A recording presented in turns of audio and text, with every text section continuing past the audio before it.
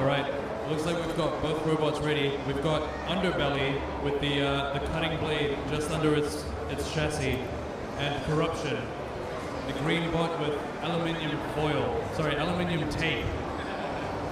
Apparently it's one of the best things for robot makers, especially in the lower weight division. Alright, both drivers ready.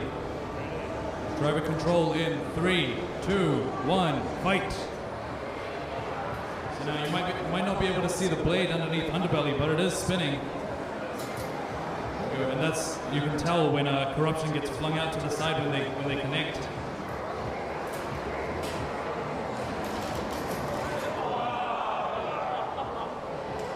That spinning blade was Underbelly's downfall. In the end, Corruption wins out.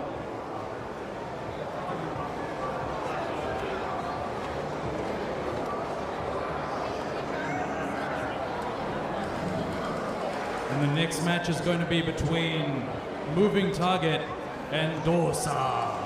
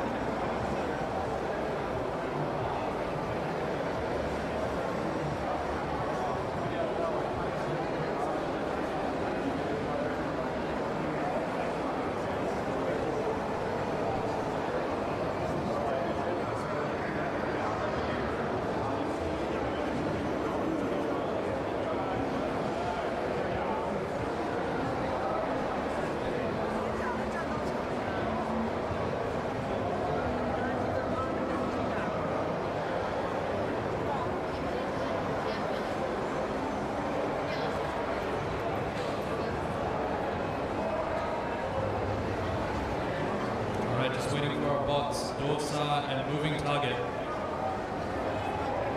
Gonna have our next plate bracket Antweight division fight.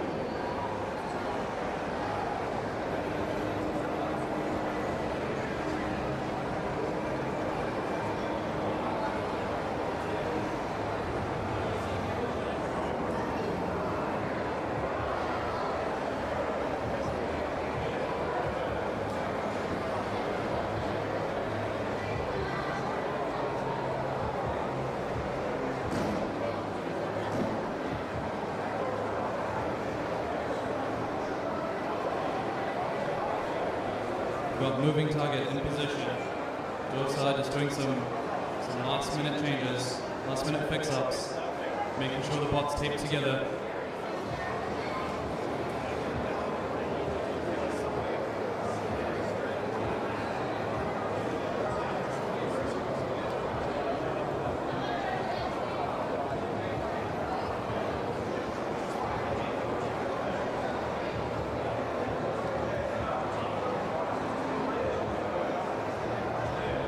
We got both robots in the arena. Just going to do some operational checks. Looks like it might be a pushing match. So we'll see who has a more powerful drive, who has more control over their bot.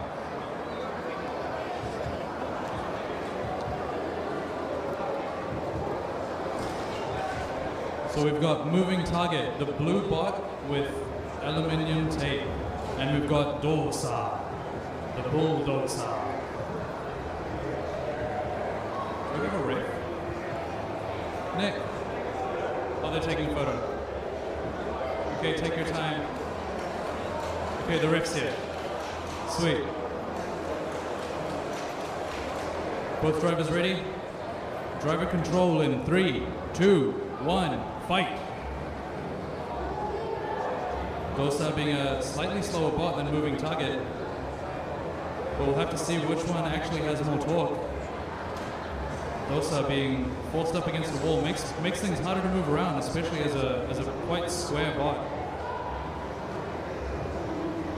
Moving target able to get under Dosa's plow.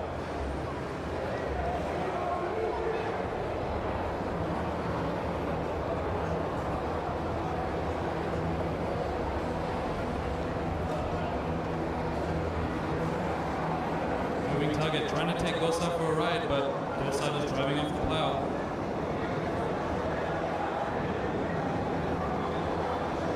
Lots of pushing, lots of shoving going on. They're both trying to work each other towards one of the pits, but it doesn't seem like it's working so far. They're quite central at the moment. It's also possible for one of the bots to go over the wall. The wall isn't very high.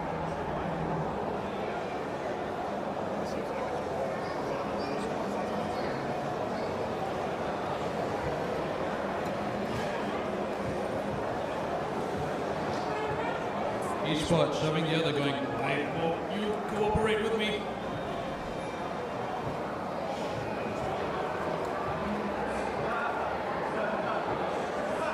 Looks like we've got a countdown going on. Moving target, no longer a moving target.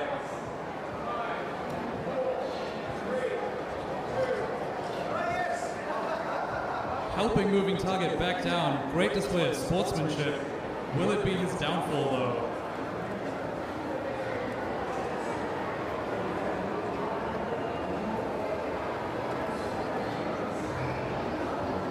Might be having some trouble with his drive, but it seems fine.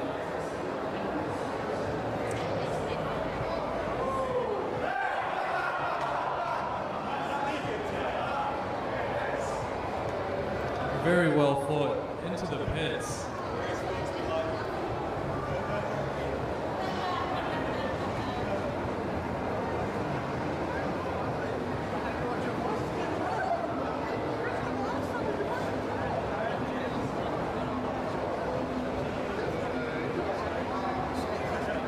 Now the next match is going to be for the in the championship division. It'll be Drisky Business 3 versus Fitch and Louie. Drisky Business 3, of course, being a spinning robot versus Fitch and Louie, which are the two mini bots.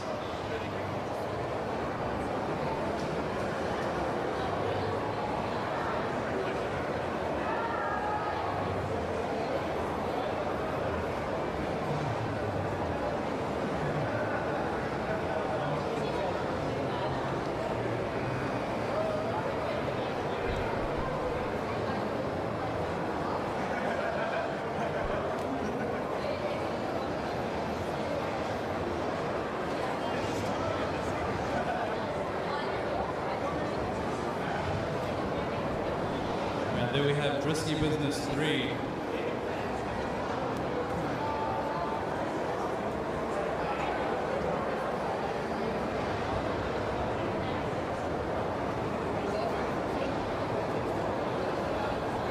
I've said it before, I'm going to say it again. Robots love being as low as they can to the floor. It helps getting under your opponent, and once you're under your opponent, you basically have control of them.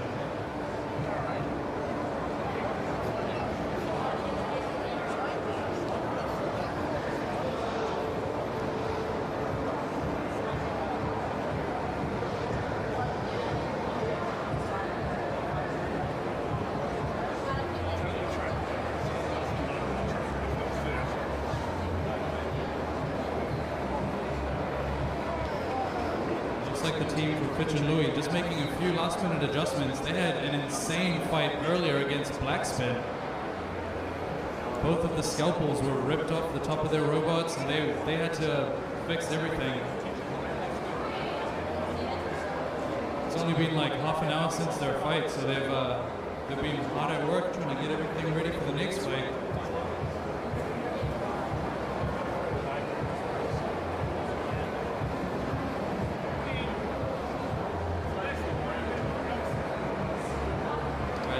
Fitch in the arena and Louis as well, I think. I can't actually tell the difference between the two.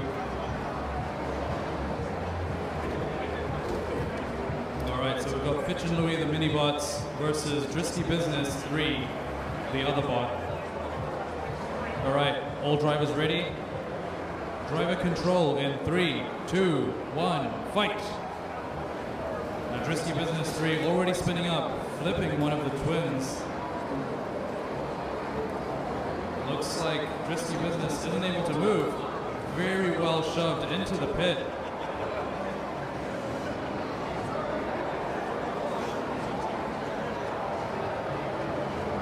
And there you have it, being low to the ground is a serious advantage in combat robotics.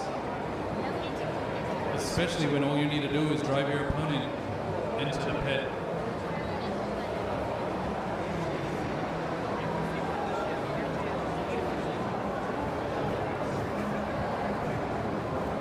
Now the next match will be between Wedgie and the Ruler. Well, we've seen Wedgie do quite well so far. A very durable wedge versus the Ruler, a very durable Ruler.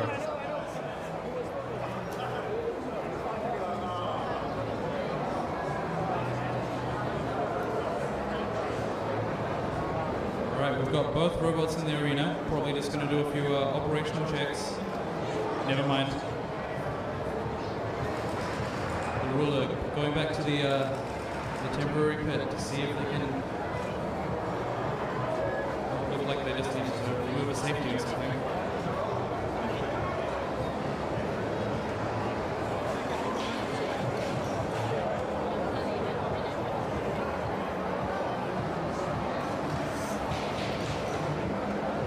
Alright.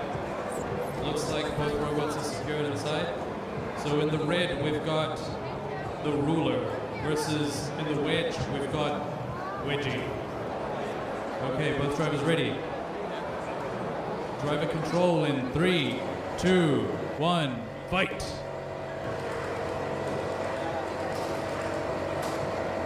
We've got Wedgie who's trying to get underneath the weapon of the Ruler. Even trying to back up against him. Seems like the back of Wedgie is a lot more durable. It seems like they're caught together, but they've freed themselves now. Wedgie trying to act like a ramp for the Ruler. Perhaps that's a strategy, like standing in front of the pit, just facing your opponent, and they drive up towards you, up the ramp and out of the arena.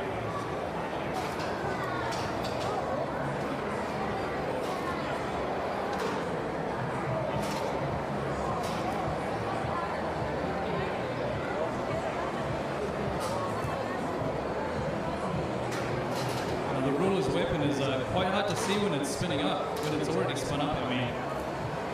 It could be due to the similarity in color to the floor. Maybe that's a strategic thing.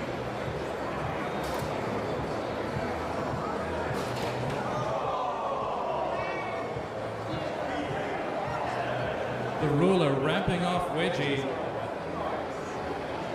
into the pits. That is a knockout win for Wedgie.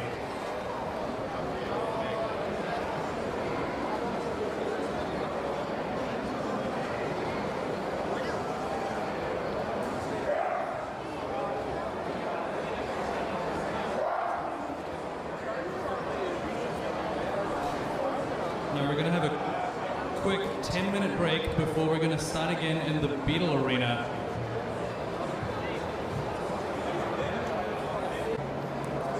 Well, Apex Bridge has arrived, so we're going to have an official match first.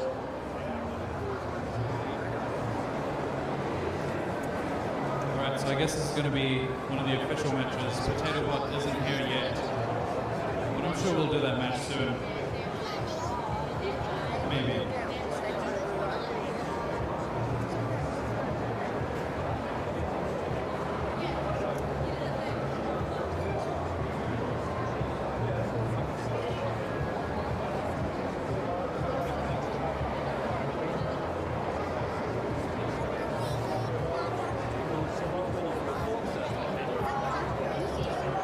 Okay, so this is going to be the lower bracket quarterfinal. In the blue square, we've got Howler versus Apex Predator in the red square. Now, Howler, you see those little metal spikes, the forks sitting in front of the robot. Those are made of titanium, and the wedge on the front of Apex Predator also painted titanium. The stuff's kind of cheaper than you'd expect.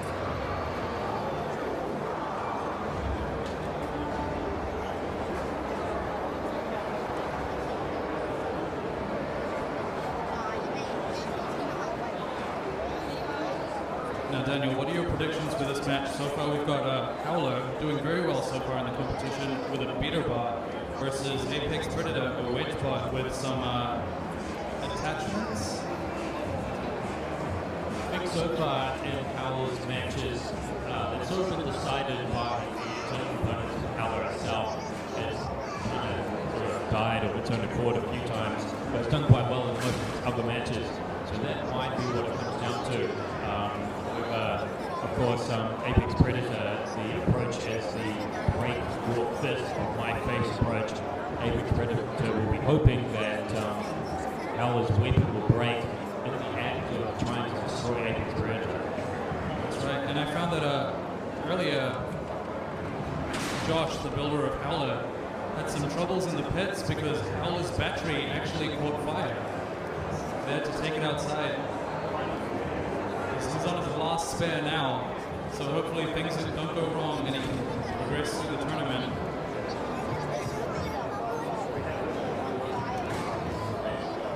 Yeah, and that's another reason why we need to make sure that all the spectators are behind the blue line, because if there's any issues, we need to run out that door over there. I don't know if you can see me. Holding a flaming battery. Holding a flaming battery, and if you're in the way, you'll probably get burned or something. I don't know. Or hit with like a flail, a battery flail. A flaming battery flail. Can we use that as a weapon, Daniel? Not today. At the next competition, we totally can. Yeah, we've tightened the rules a little bit, but there's so many people sitting around. Yeah, anyway, let's start the fight. Okay, so the arena's booting up. Colorful sequence. Here we go. 3, 2, 1, fight. Immediately, Apex Predator rams into Howler. Those white titanium sparks flying everywhere.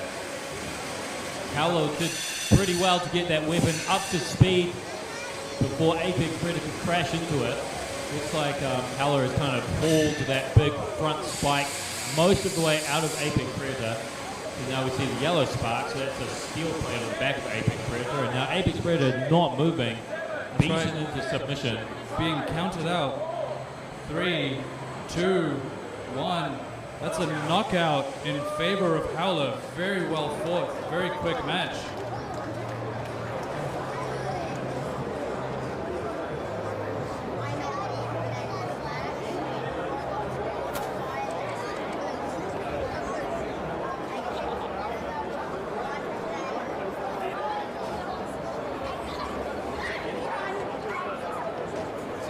So Howler actually started off in the upper bracket and dropped down to the lower bracket in his first match. And he's doing very well in the lower bracket now. I believe he's up to the semi-finals in the lower bracket. He looks pretty ready. Steve, come on over. Bring your robots.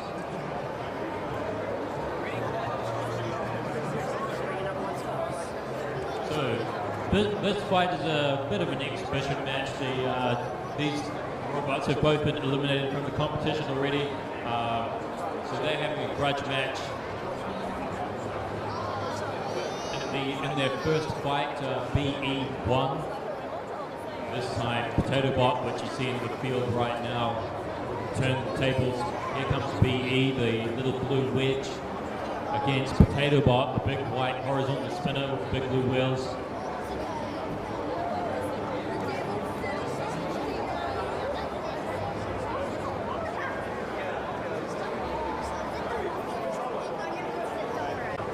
Just another reminder for spectators to stay behind the blue line. Our crew needs access to the arena at all times. In the blue square, we're going to have BE, the one with the Thomas the Tank Engine paint job, the angry Thomas the Tank Engine paint job. And in the red square, we've got Potato Bot. He's a angled spinner. He's one of the most volatile bots in the competition. He's already been eliminated. But Steve, what speed will you be running the motor at, the weapon motor at this fight?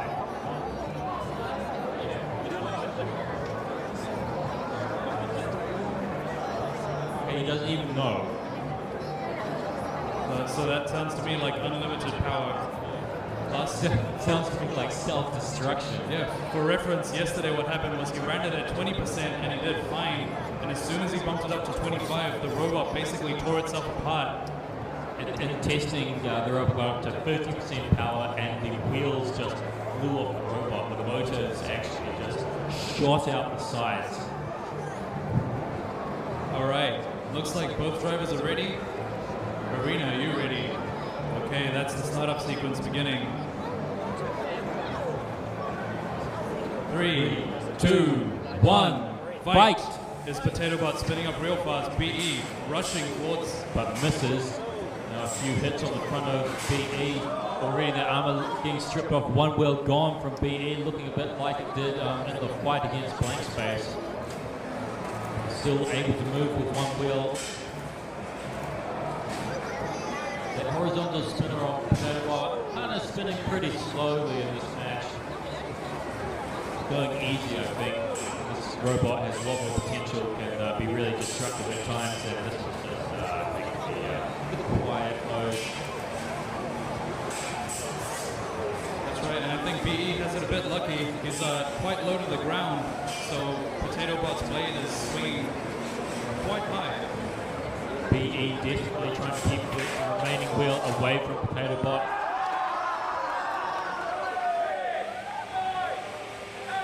Potato Bot is getting counted out. Will it be able to right itself? Okay, now it's moving around. So the count has stopped, but will it be able to right itself? Now those huge wheels have become a disadvantage. With smaller wheels, Potato Bot probably would have been able to get itself the right way up by now. There it's about to touch side, attacks the sides of the arena a little bit. In fact, that's a little higher than the arena was designed to take damage, but whatever, it's good for it. Go, sparks flying, now a big vertical saw blade cutting into the top of BE.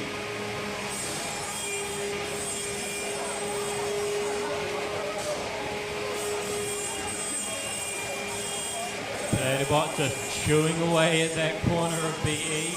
But BE, it looks bad, but what's happening is BE is managing to keep their one remaining wheel as far away as possible from that weapon while still staying in contact, still pushing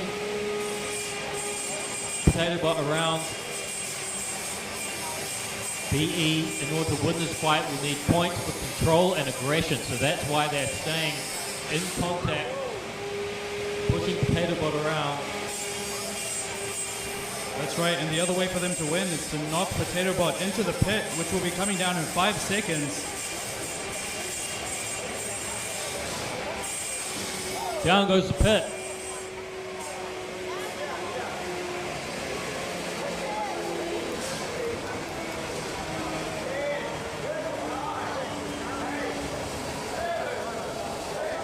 I don't even know which robot's being counted down, but probably Potato Bot. BE wins by knockout with only 6 seconds remaining. That's horribly beaten. There's not much left of that armor. It's scratched up, it's beat up. Mostly destroyed, but BE, more by luck than judgment, has won against Potato Bot.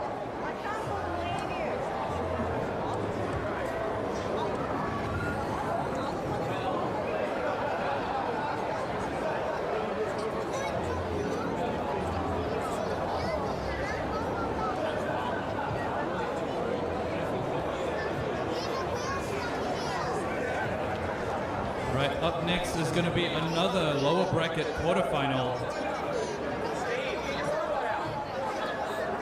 We're going to have Snow White versus... touch the robot, it's too dangerous. We're going to have Snow White versus This Way Up in the other lower bracket quarterfinal. So it turns out that robot, pulled out quite easily if he didn't have the weapon running. So now you know, Steve, get your robot skills.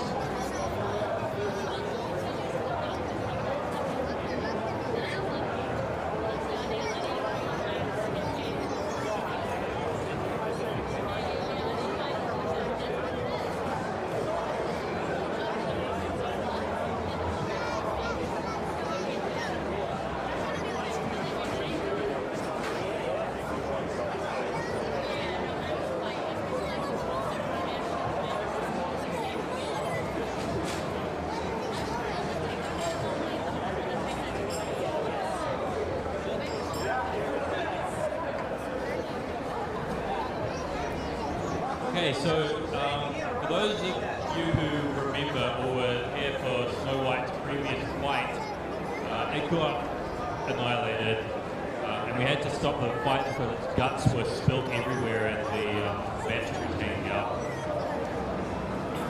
So what the team had to do was actually go and buy a new battery, and at the show, they went and bought one, and they had their battery on charge until now. So hopefully they have enough charge for a fight.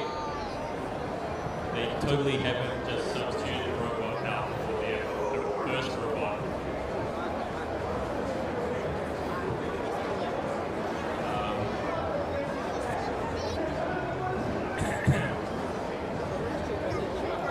So yeah, doorstop subbing in Snow White. The old catchphrase, can't stop, won't stop, keeping it doorstop. Now, just like the robot that it is replacing, doorstop was built overnight before the competition.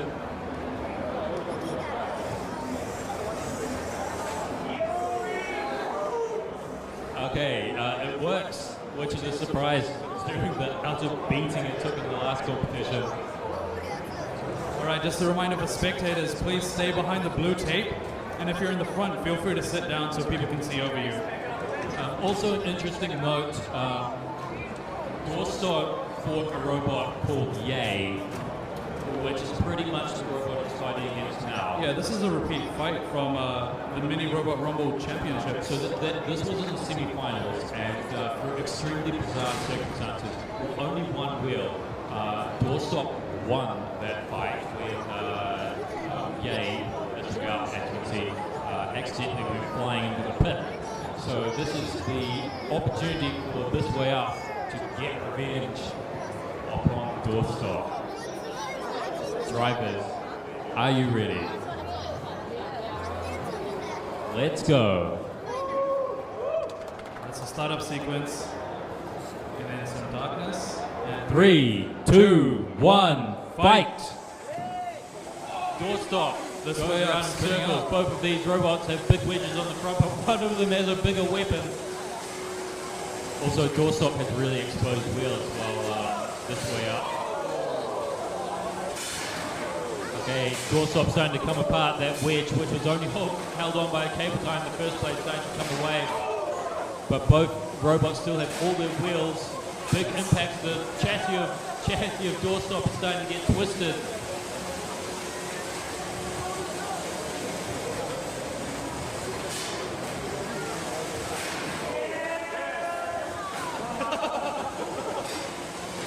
This Way Up also has a massive advantage in speed. It's a little bit hard to control, but Ethan is a very good driver. Doorstop still hanging onto its wheels. we've got the arena hazard starting up in now.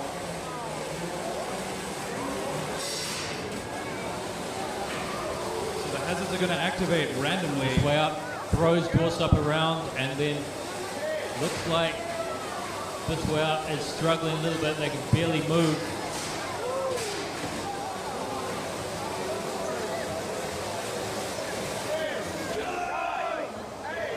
think that might be it. Doorstop's getting counted down.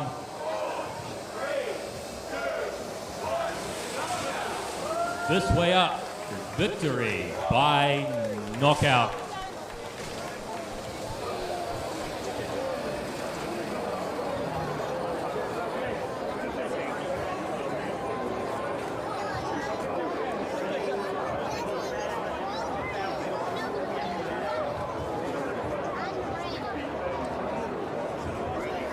So we're moving back over to the Antweight division.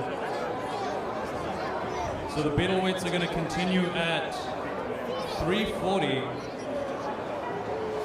But right now we've got, in the Antweight division, Mega versus old what's-her-name.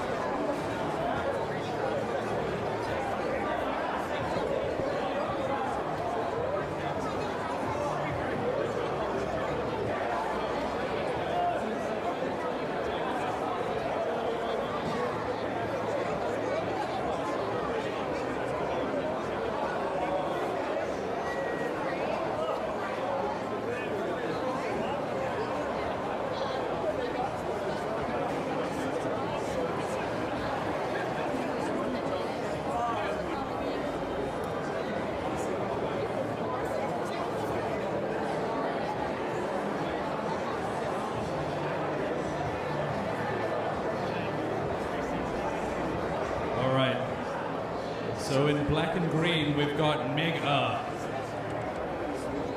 And in white and aluminium tape, we've got old what's-her-name.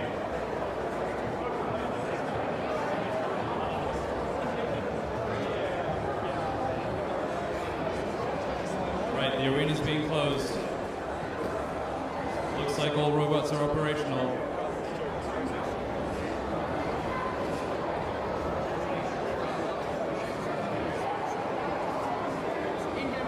If both drivers are ready, driver control in 3, 2, 1, fight.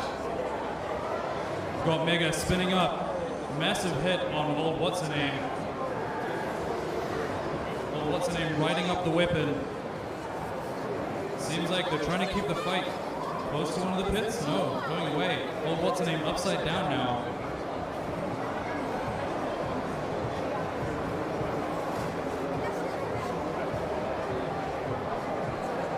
What's-her-name might be trying to right themselves. If you look at the driver, he's actually holding his controller, the right way around, never mind.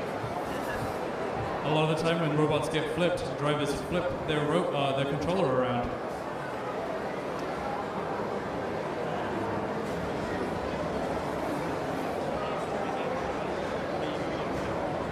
Mega trying to chip away, doing little bits of damage at a time. Seems like their scalpels as the front wedge have been working quite well at getting underneath the opponent robot. Mega's strategy seems to be lining up a long way away and then driving at full speed towards old what's-her-name. Old what's-her-name bobbing and weaving, riding himself against Mega.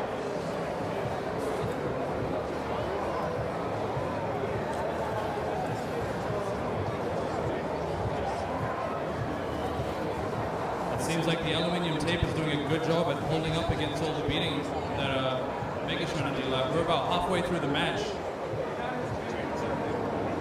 It looks like old what's-her-name is trying to keep the fight close to the pits, but Mega a bit hesitant to approach when you're too close to the pits.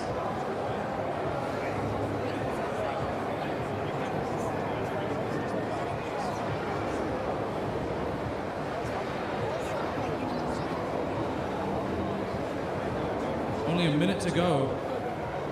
Both drivers, they seem like they're avoiding the pits, but going towards them too.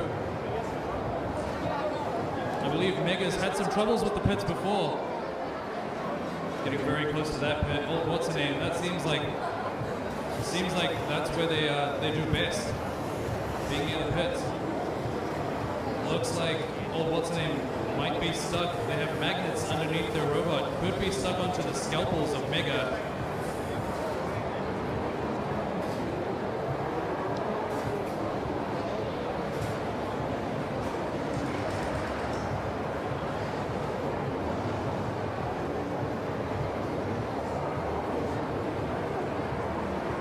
15 seconds left on the clock.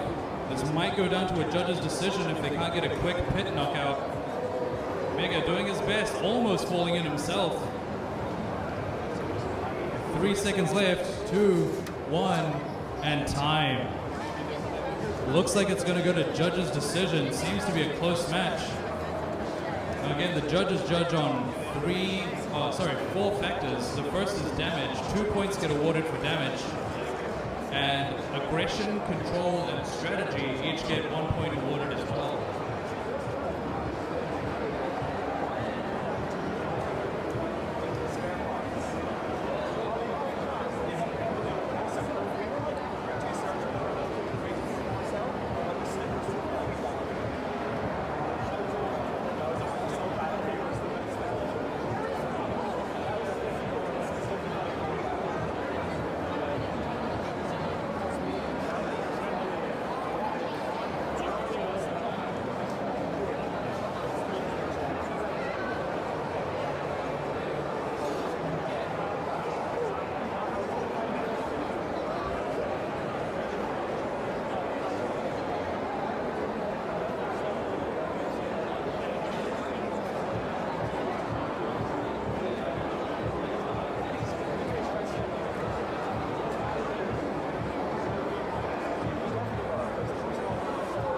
So the judges have come to a unanimous decision for the fight between Mega and old what's-her-name.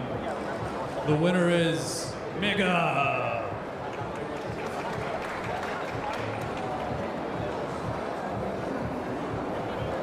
Alright, the next match will be between Corruption and Moving Target. Now those are 2 wedge bots in the plate division.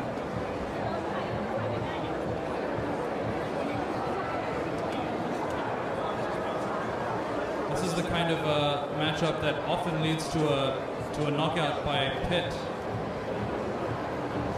Seems like every time I see Corruption, he's got a little bit more aluminium tape on him. At the start of the competition, he was entirely green almost, and now it's just taking over.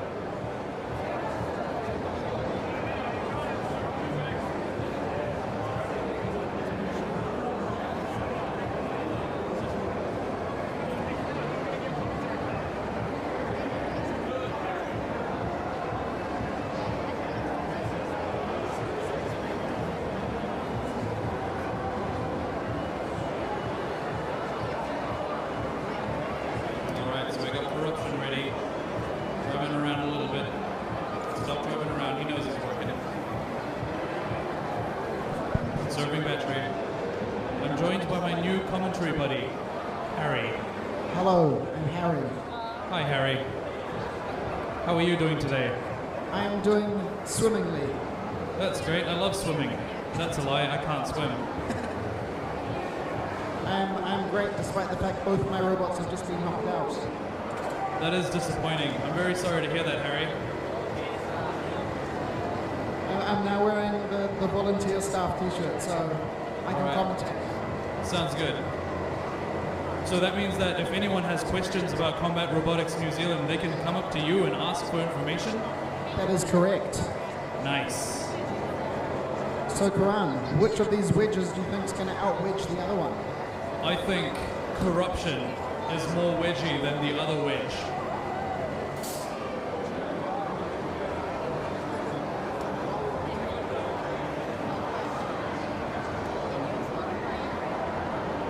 I'd actually have to disagree with you, Karan. You think Moving Target's going to take this one? Moving Target has a razor blade off it. Oh my god, you're right. That is perfect for cutting into aluminium tape. And it's also very, very sharp, so it can get very, very low to the floor. See, All right, well, I guess we'll have to see what happens.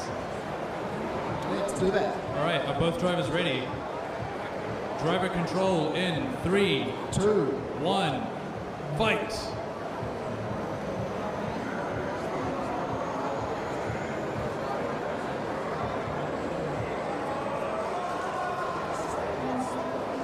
Looks like they might have similar motors actually. They might be using exactly the same motors for their drivetrain. They do have different wheels though. So Corruption has larger wheels. They look like they might be more grippy. Moving target seems to slip a lot when they're trying to accelerate. Corruption deciding that it's had enough. Driving straight into a pit. Disappointment from the driver. Understandable.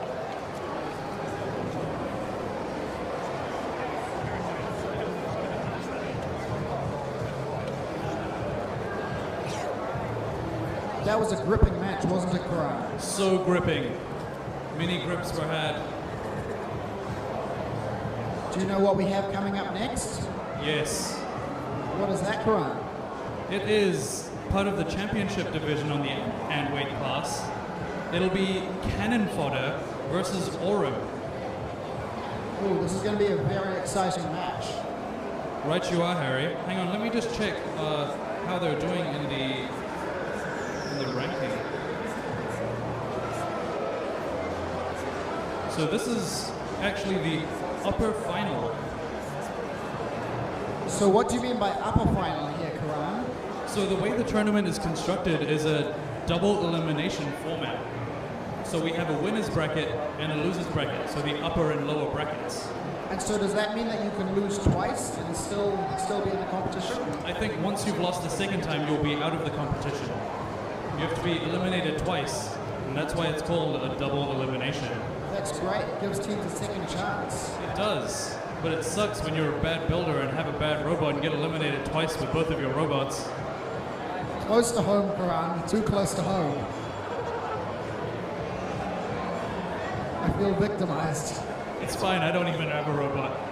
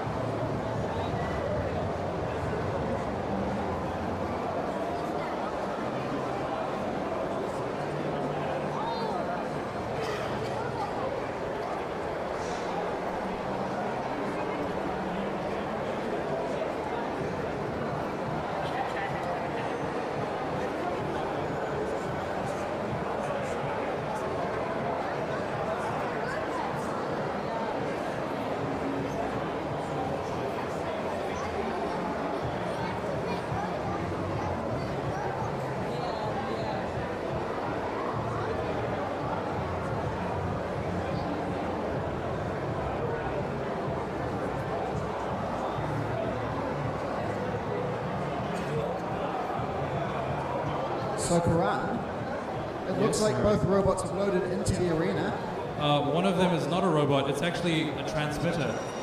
Oh, that is true. Shane's now put Aurum into the arena. He's realized he's got them the wrong way around and fixed the problem. Okay, so now he has Aurum. That's the gray, the one that looks more battle-hardened. Yeah, the spinner with 3 scalpel wedges on it. That's right, it's got 3 scalpel wedges. It must be very low to the ground, and the vertical spinner. And it's going up against a very powerful push bot, I have to say. It's done extremely well. That's called cannon fodder. It's the orange one with aluminium tape. Yeah, I can personally attest it is very, very tough. Drives very, very well, and has lots and lots of magnets on the bottom. So Aurum's going to have a bit of a tough time getting underneath and delivering some good hits. It's going to be interesting to see. All right. Oh, by the way, this is the upper bracket final. So if both drivers are ready, okay. Match begins in 3, 2, 1, fight. Aurum menacingly approaching. Cannon fodder doing flips, very easily flipped. Magnets didn't seem to do too much. Up to speed. Orem not spinning anymore though. That is true. Cannon fodder's trying to push it around, but isn't doing that good a job upside down. There you go, that's been remedied. And Orem's spinning again, so it's back to like things were in the beginning. Never mind. Now let's pick how things were after the beginning when Cannon fodder was upside down and Orem wasn't spinning. He's gonna flip him, he says. Oh, he doesn't want to flip him, he says. So Shane's just powered down the weapon. It's going to turn into a pushing match. I gotta say, that's quite a good strategy to flip your opponent over onto their back and then turn your weapon off. Although what Shane's done now is trying to get him up against the wall so he can flip him out of the arena. Most matches in this class are won by getting the opposition robot out of the arena, and another good flip there from Orem. That's right, and that loud whirring sound was just a taste of how fast that weapon can actually spin. Shane's been actually running his weapon much slower than it's capable of. Do you know why that would be, Karan? Why is that, Harry? So he gets better engagement, he gets better bite of the weapon on... I feel like Orem should get like points or damage or something. How many points get awarded for damage, Harry? 2. That's good to know. I should know that because I'm a judge. Looks like they're very close, but it looks like Cannon fodder is stuck by magnet. We're pausing the time. I believe they're calling for an unstick. So we've got our ref. Unsticking the robots. Let's see how much power it requires. That's probably 95% of our ref's strength to pry those robots apart.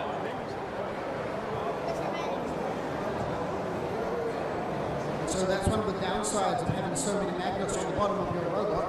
You get stuck to the other metallic parts of the opposition. We've seen that happen quite a few times today, haven't we, Karan? Now, Harry, I'm kind of curious. Okay, we're kind of going. All right, 3, 2, 1, resume. So I was curious. After the unstick, why was Cannon fodder placed right in front of the pit? We're trying to get them as close to the position, the original positions as they would be. That makes sense. I was thinking that was quite unfair because now he's at like a disadvantage or something.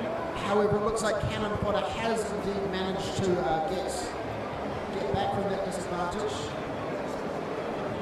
That's right, Harry. He's Let's have a now look at the pushing time. Orem around. There's just over 30 seconds left in the match. And so if this goes beyond the next 30 seconds, it's going to go to a judge's call, won't it, Brian? That's right, and it'll be judged based on the damage dealt, the aggression displayed, control, and strategy that the teams had. 15 seconds on the clock. Orem's going for one last-ditch effort to deal as much damage and hopefully get Cannon fodder into the pit. 5 seconds left. 3, 2, 1, time. It's looking like it wasn't enough. So I guess the upper bracket final will go to a judge's decision. So, Karan, remind the audience who our wonderful judges are. The judges are 3 wonderful people, probably the best people I've ever met. Really? Yes. One is the wonderful Nick Maybe, he is also the referee. One is Daniel Pound, one of the commentators from earlier. And the third person, the most brilliant of all, is myself, Karan. You are so very modest, Karan. I am the most modestest. Bar none, I am the most humblest. Okay.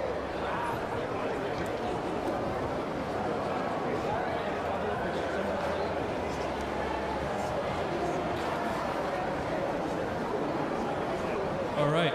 It looks like the judges have come to a unanimous decision. That was very, very quick, Karan. It was apparently quite easy. The winner of that match between Orem and Cannon fodder is Orem.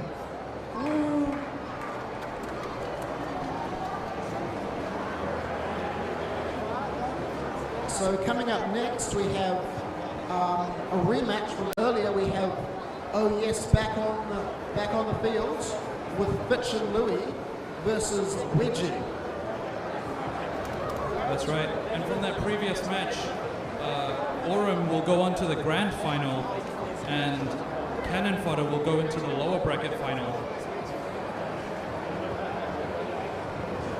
And if Cannon Fodder was to win the lower bracket final, it would give them an opportunity to get back into the grand final. Yeah, they would be back in the grand final if they were to win the lower bracket final. So Cannon Fodder is versing the winner of this next match. Is that correct, Karan? That is correct, Harry.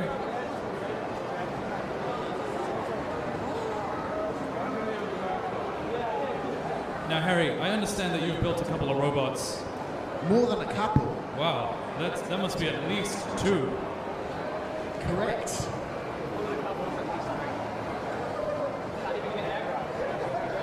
Must be at least 1 robot, Harry. Now I have to ask, what is your favorite part about building robots? And while you're at it, what's the hardest part about building a robot? The hardest part is getting started.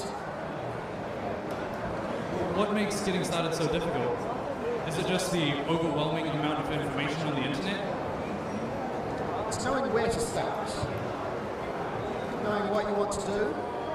Knowing what your goals are going to be for the robot. And then finding the appropriate knowledge and skills that you need to do to build the robot. It's quite overwhelming. That's interesting. I guess it's a good thing that the combatrobotics.co.nz website has a few helpful guides on how to get started, how to like set up your transmitters and receivers. That is true. They're very, very helpful. And so for the match coming up, we have Wedgie in the arena already. Yep, and they'll be going up against Fitch and Louis, the twins from hell. Well, actually, Fitch and Louis are from California. Ah, California. Yeah, that's what I meant. It was a typo.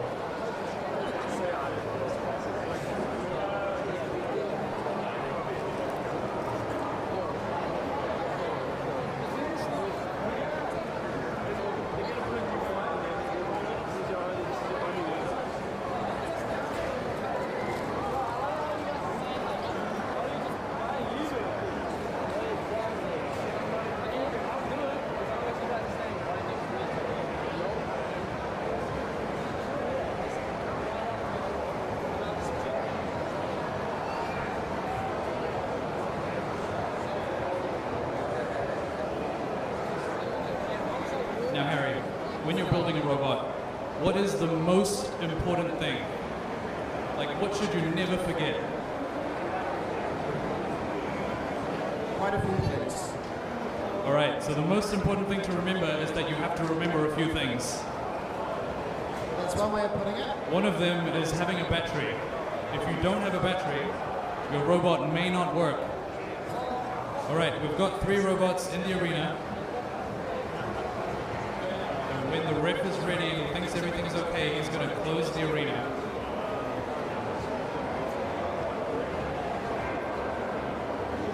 Whenever the ref is ready. So, Karan, just for the new people here, can we explain what's so special about Fitch and Louis? Hang on, I want to eat this donut. Okay, so I'm going to do it for you, Karan. Why? This is the Antweight class, so robots here have to weigh under 150 grams. Wow, that's tiny. It is very, very tiny. And the special thing about Fitch and Louis is both Fitch and Louis weigh each 75 grams. So there can be 2 robots in the arena at once. So it's effectively a 2-1 fight. That is a crazy small robot. I believe it's already an impressive challenge trying to fit an entire robot into a 4-inch cube and also have it weigh less than 150 grams. But making 2 robots that together weigh less than 150 grams and together fit inside a 4-inch cube, I think that's a next level achievement there. It really is. Okay. All right. So I believe this is the lower bracket semi-final. We'll, if all 3 drivers are ready, we'll begin the match in 3, 2, one, fight. Fitch and Louis already flipping Wedgie. Wedgie able to mount the other twin and flip himself back right way around. It seems like Wedgie might have enough pushing power to push both Fitch and Louis. Wedgie definitely does have enough pushing power and enough traction to deliver that power to the arena floor, because Wedgie actually has magnets embedded inside its tires. Wow, that's crazy. How do the magnets actually help a robot of this size? So the arena has galvanized steel floor, and that basically means that although your robot weighs 150 grams, it gets quite a bit more downforce onto the arena floor, so effectively weighs quite a bit more. I see. And what does galvanized floor mean? Because is it when you have somebody called Galvin and you like crush them into the floor?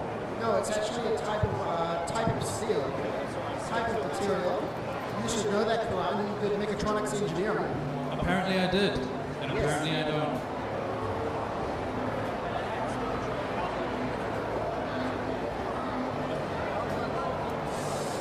Wedgie seemed to stop moving right next to the pit.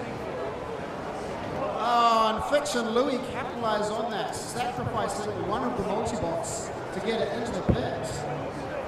That's And right. that means Wedgie is out of the championship bracket, and we're going to have Fitch and Louis versus Cannon Fodder next. That's right. That'll be for the lower bracket final, and the winner of that will proceed onto the grand final for the Antweight division. Indeed. And so, do you think it's possible that OES is going to have two robots in the final on their team? So they're going to have Fitch and Louis And versus- Oren? I think that is entirely possible, but it's all going to come down to how they compete with Cannon Fodder. Cannon Fodder is a beast of a machine for a 150-gram robot. He's very difficult to lift up. He's got two magnets sticking him to the floor. So, Karan, Yes, Harry. who's in this match here? This match will be between so these are the top two seeds at the moment. They're in the upper bracket final. So this is in the blue square. We've got Bender. It's built by a high school team, I believe. Versus Blank Space, built by Jack Barker of OES Robotics. He's a world champion in many rights. He's won many different robot events. He was the one who built the two robots on display, Bad Blood and Endgame. And this robot here looks very similar to Bad Blood. Do you think that's a coincidence? I think it is.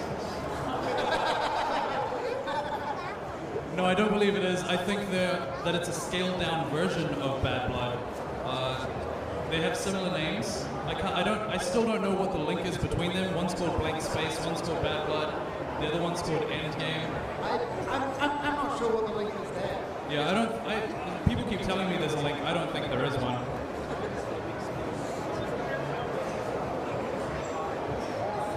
Hey, Oh, apparently the Blank Space has a different weapon to normal. I can't tell the difference. They all look the same to me. so what Blank Space has right now is it has its bar weapon, not its disc. And why would you want to use one over the other, Harry? I think it's because of its opponent. It's gearing its weapon directly towards what Bender's weapon is like. So it has its long elongated bar so it can get a better bite and have a higher tip speed, which means it's going to be able to deliver more energy to Bender. Right, that sounds like a good strategic move by Blank Space. We'll have to see how that plays out. Yeah, do you think we're ready to start? Isaac, we're ready? Waiting on a thumbs up. Awesome, so it looks like both drivers are ready. Let's see if the arena wants to boot up. Yep, that's the starting sequence. Lots of colors. And then there's a dark part. And 3, 2, 1, fight. With very fast spinning weapons on both ends. Blank Space Bender fighting. delivering a massive hit. Blank Space struggling to self-right. Oh my goodness. Countdown's already begun. And the referee counts out That is Blank a knockout. So, like its older brother and other older brother, In-Game and Bad Blood, it looks like Blank Space is having lots of trouble flipping itself when it's upside down. So, do you know what that means, Karan? What does that mean, Harry? It gets knocked out. It gets knocked down to the lower bracket. So that means it has a second chance now. I believe it does. So if it manages to win its lower bracket games, it may be able to make it back to the grand final. Potentially watch the exact same thing happen, because Bender's already moved on to the grand final. And so who is in the lower final right now? Well, at the moment we're up to the semi-final in the lower bracket, and it'll be Howler versus This Way Up. And the winner of that match will go on to verse Blank Space in the lower final. The drivers look like they're ready for a grudge match. This Way Up looks like it's being held together with electrical tape this time. Electrical tape is a very, very good way of holding robots together. I've used it personally myself many, many times.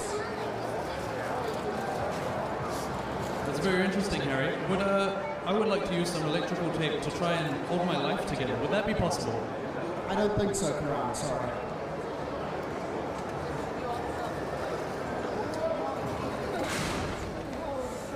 Right, so the winner of this match, so this is the lower bracket semi-final. The winner of this match will go up against Blank Space in the lower bracket final. And then the winner of that match will go on to the grand final.